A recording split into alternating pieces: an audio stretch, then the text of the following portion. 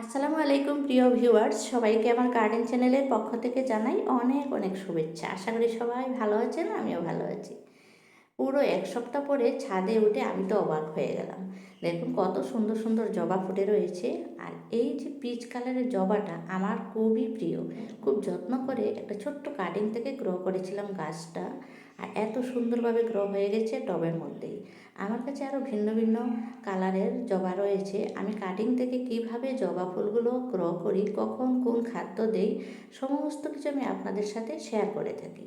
আর গরমের দিন এসেছে, বর্ষার দিন এসেছে, কী ফুল লাগাবেন টেনশন নেই, আমার চ্যানেলে আসুন, আমার চ্যানেল সাবস্ক্রাইব করুন, দেখবেন কখন কোন ফুল কাটিং থেকে কিভাবে গ্রো করতে হয়, আর কী কী খাদ্য দিতে হয়, কিভাবে যত্ন নিতে হয়, সমস্ত কিছু ডিটেলস পেয়ে যাবেন আমার চ্যানেলে। আমি প্রত্যেক বছর পার্সলিন, মসরোজ এগুলো দিয়ে আমার বাগান সাজিয়ে নিই। এগুলো তো গত বছরের লাগানো, এবছর এখনও আমি এগুলো কাটিং লাগাইনি। এগুলো গত বছরেরগুলো এইভাবে হয়ে রয়েছে, পরিষ্কার করে রেখেছি, ঘাস টাস চাপা করে পরিষ্কার করে। আর কোন টবে কী কালার রয়েছে সেটা একটা দুটো ফুল ফোটার পরে দেখা যায়। আর তখনই আমি কাটিংগুলো নিয়ে নিয়ে অন্য অন্য টব রেডি করি।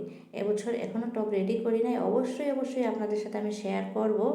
আপনারাও যদি ফুলের বাগান করে ভালোবাসেন বা সবজির বাগান করে ভালোবাসেন, অতি অবশ্যই আমার চ্যানেলটাকে সাবস্ক্রাইব করে দিয়ে আমার সাথে থাকুন। অবশ্যই আপনারও কাজে লাগবে এই ভিডিওটা, স্কিপ না করে শেষ পর্যন্ত দেখুন।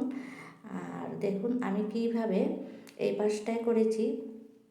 কাটিং থেকে অবশ্যই গ্রো করেছি এগুলো হাইড্রেনজিয়া আমি খুব সুন্দর করে কাটিং থেকে গ্রো করে থাকি। আর এই যে দেখতে পাচ্ছেন বোতল কেটে কেটে আমি গত বছর রেডি করেছিলাম পার্সলিনের জন্য, খুব সুন্দর করে ফুল ফুটেছিল। আর এবছরও এগুলো আমি রেডি করব, এটা গত বছরের লাগানো, এবছর আবার নতুন করে রেডি করব। সবাই ভালো থাকুন, সুস্থ থাকুন, হ্যাপি গার্ডেনিং।